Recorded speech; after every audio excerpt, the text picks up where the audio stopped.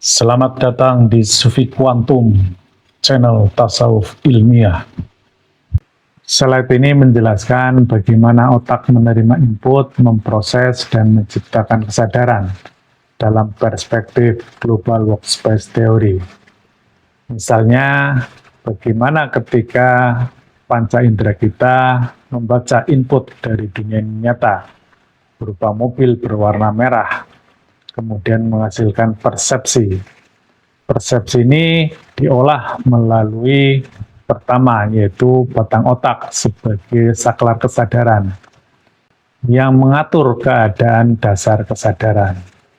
Kemudian diteruskan ke talamus sebagai pusat relay informasi. Fungsinya adalah menyaring dan meneruskan informasi sensorik dari tubuh ke seluruh otak. Jadi ini fungsinya sebagai gerbang informasi.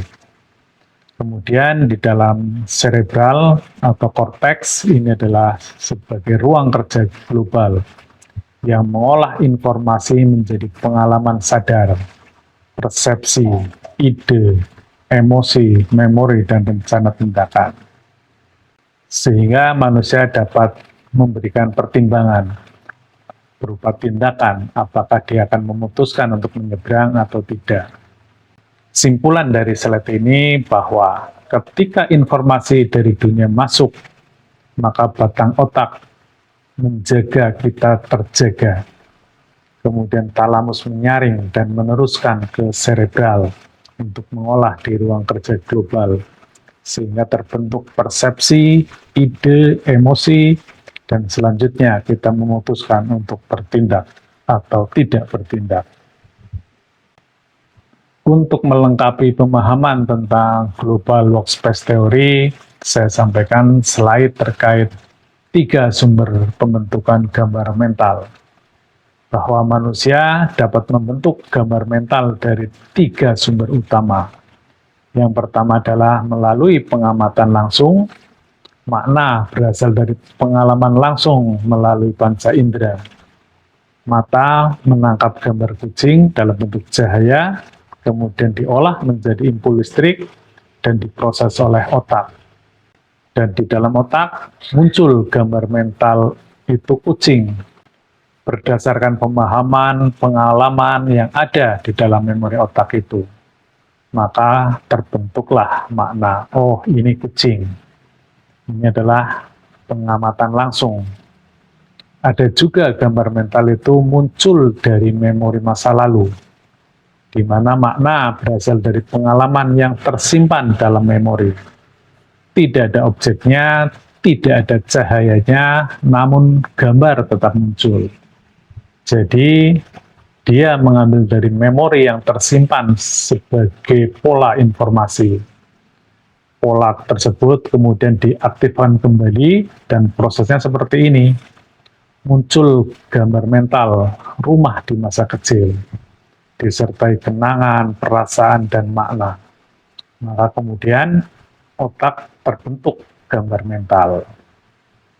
Kemudian berikutnya, gambar mental juga bisa melalui input imajinasi masa depan, yakni makna berasal dari kombinasi informasi untuk membentuk kemungkinan baru. Di sini informasi tersebut bisa jadi belum pernah ada, belum pernah dilihat, namun dapat dibayangkan.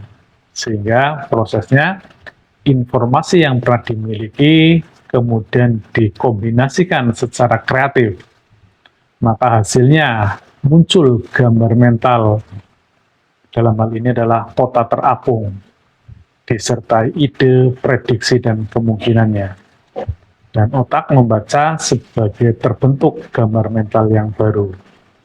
Padahal boleh jadi di faktualnya tidak ada kota yang terapung, namun akal bisa memvisualisasikannya.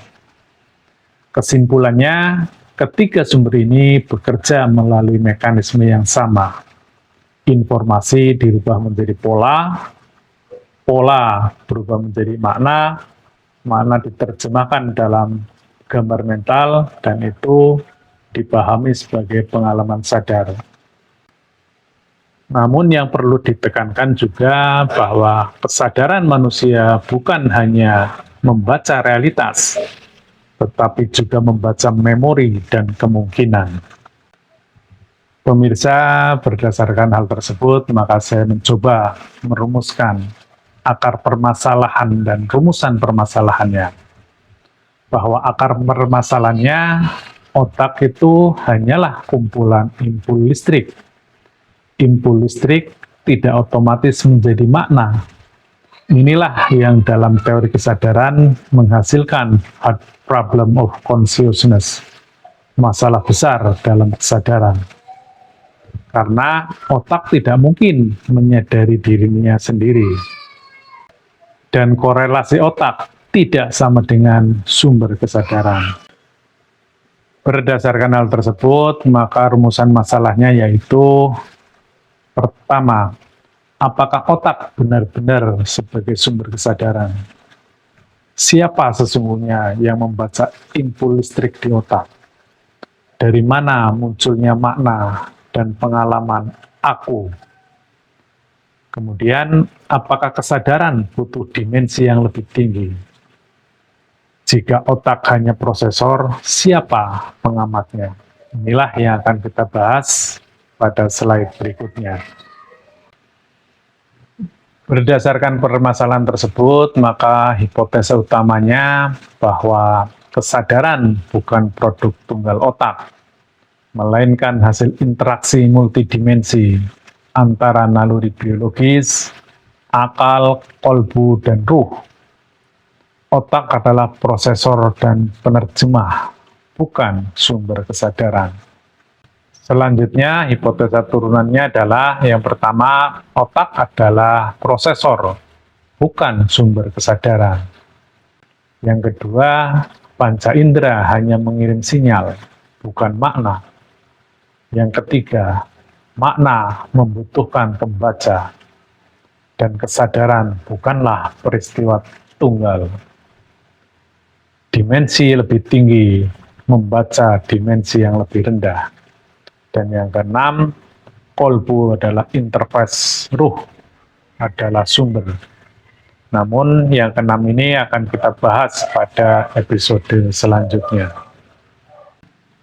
Pemirsa, bahwa menurut teori global workspace, bahwa ruang kerja ini disupport dari proses bawah sadar otak, yakni bisa melalui input sensorik seperti panca indera maupun tubuh manusia. Kemudian sistem memori otak terkait dengan informasi masa lalu, fakta. Kemudian sistem emosi terkait dengan perasaan, takut, senang, sedih, dan sebagainya. Tiga hal inilah, yakni input sensorik, sistem memori, dan sistem emosi yang membentuk ruang kerja global. Disinilah gambar mental itu muncul. Kemudian menghasilkan berupa kontrol motorik, berupa tindakan atau gerakan, kemudian pengambilan keputusan dan perencanaan, dan sistem bahasa terkait dengan berbicara atau teks. Yang menjadi pertanyaan adalah siapa yang melakukan fokus dan atensi ini? Siapa yang menyoroti ruang global ini? Jadi data di dalam otak ini ada miliaran impuls. Tetapi kenapa tiba-tiba kita berpikir tentang mobil? Kenapa tiba-tiba kita berpikir tentang rumah? Kenapa tiba-tiba kita ingin makan? Dan seterusnya. Ini siapakah yang mempunyai fokus, yang mempunyai atensi, yang memberikan sorotan utama, sehingga ruang kerja global ini menampilkan gambar mental tersebut. Dan dalam perspektif Tarekat Kodim, kami menyampaikan hipotesa bahwa tidak mungkin ini dilakukan oleh otak secara individual. Namun ada sesuatu yang lebih tinggi dimensinya dari otak. Itulah yang namanya jiwa, atau self, atau diri, atau nafas. Ia bisa memerintahkan otak untuk melakukan atau tidak melakukan. Agar lebih jelas lagi, mari kita buktikan. Namun yang wahyu kita akan bahas di sesi berikutnya. Kita akan bahas tentang fenomena apa itu mimpi dan mati suri atau near death experience. Inilah fakta sains terkait dengan mimpi dan mati suri. Bahwa yang pertama, sains modern menyatakan bahwa saat tidur Anda kehilangan respons terhadap lingkungan, tetapi Anda tidak kehilangan kemampuan mengalami sesuatu atau awareness. Kemudian menurut filsuf kontemporer dan ilmuwan kognitif yaitu Prof. Anil Said menyatakan bahwa mimpi adalah bukti nyata dari kesadaran murni tanpa input data eksternal. Anda tetap sadar merasakan takut dikejar monster, melihat warna, dan mendengar suara di dalam mimpi, meskipun tubuh fisik Anda diam membeku di atas kasur. Sehingga kesimpulan mimpi dan near-death experience bahwa yang pertama, mimpi bukanlah bukti bahwa kesadaran itu mati, melainkan bukti bahwa kesadaran tidak tergantung pada dunia fisik. Saat tidur, kesadaran Anda mencabut kabelnya dari panca indera luar, lalu masuk ke dalam bioskop internal yang diproyeksikan oleh data-data di dalam otak. Otak menyediakan data memorinya, tetapi kesadaran Anda yang mengalami dan merasakan mimpi tersebut. Kemudian dalam studi kasus mati suri, bagaimana orang yang otaknya dinyatakan mati total atau flatline justru mengalami mimpi atau perjalanan yang jauh lebih nyata dari realitas biasa. Hasil penelitian dalam jurnal ilmiah, 80% orang yang mengalami near-death experience itu berjalan di sebuah lorong, kemudian bertemu cahaya sebelum akhirnya dia hidup kembali. Dari dua peristiwa ini, sudah sangat jelas siapakah sesungguhnya yang sadar. Ternyata dalam keadaan tidur, bahkan dianggap sudah mati pun, orang masih bisa mengalami kesadaran. Pemirsa pemerhati tasawuf ilmiah eksakta, slide ini sebagai rangkuman penting dari berbagai perspektif, yakni bahwa otak bukan sumber kesadaran. Otak memang sangat penting, otak memang bekerja, otak memang aktif, tetapi otak bukan sumber terakhir dari kesadaran manusia. Mari kita cermati slide ini secara utuh. Inilah tesis utama kita bahwa otak bukanlah sumber kesadaran. Mengapa demikian? Dari berbagai perspektif kita menemukan bahwa otak lebih tepat dipahami sebagai prosesor, penerjemah, dan workspace biologis, bukan sebagai asal mutlak kesadaran. Yang pertama, dalam perspektif neuroscience menjelaskan bahwa otak itu memproses sinyal. Semua data dari panca indera masuk ke otak dalam bentuk impuls dan aktivitas saraf. Ini benar. Namun yang ditemukan neuroscience sebenarnya adalah korelasi aktivitas otak dengan pengalaman sadar.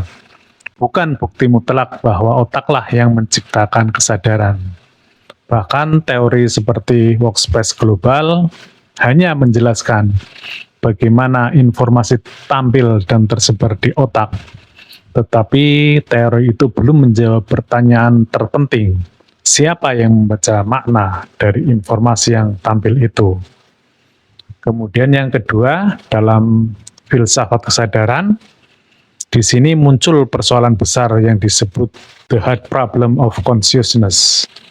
Artinya, ilmu bisa menjelaskan proses fisik di otak, tapi belum mampu menjelaskan mengapa proses fisik itu berubah menjadi pengalaman batin. Mengapa impul listrik bisa menjadi rasa sedih? Mengapa aktivitas neuron bisa menjadi rasa takut? Mengapa proses biologis bisa menjadi pengalaman aku? Jadi dari perspektif filsafat, proses fisik belum cukup menjelaskan siapa penyaksi dari semua pengalaman itu. Kemudian yang ketiga, ini sangat penting terkait dengan teori informasi, yang mengatakan bahwa data tidak sama dengan makna. Informasi bisa diproses oleh sistem, tetapi makna tidak otomatis muncul hanya karena data diproses. Komputer bisa mengolah data, tetapi komputer tidak otomatis memahami makna hidup. Jadi prosesor bukan penafsir terakhir. Kalau otak hanya prosesor biologis, maka pertanyaannya tetap sama. Siapa penafsir akhir dari seluruh informasi itu? Dan kemudian yang keempat ada fenomenologi, yakni perspektif ini mengajak kita kepada pengalaman langsung. Yang paling pasti dalam hidup ini bukanlah teori, bukanlah neuron, tetapi fakta bahwa aku mengalami. Saya sadar bahwa saya melihat, saya sadar bahwa saya berpikir, saya sadar bahwa saya merasakan. Bahkan otak itu sendiri baru diketahui karena disadari. Artinya, kesadaran justru lebih primer daripada objek yang disadari, termasuk otak. Inilah sebabnya dalam gambar ini ditulis bahwa otak disadari oleh kesadaran.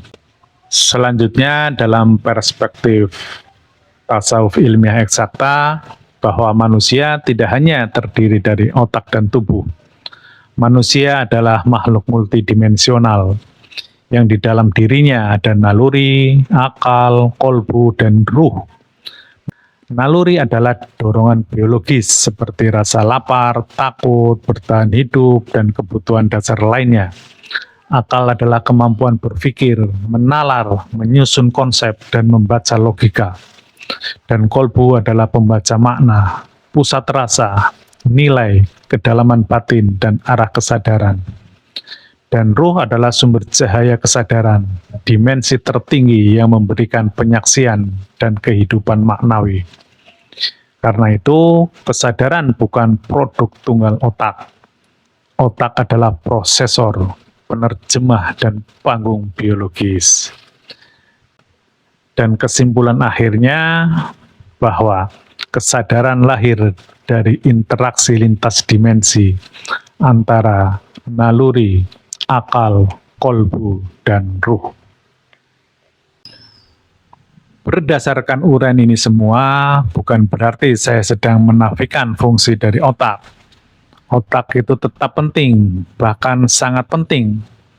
Namun posisinya harus tepat. Otak bukan sumber mutlak. Otak adalah alat kerja di alam biologis.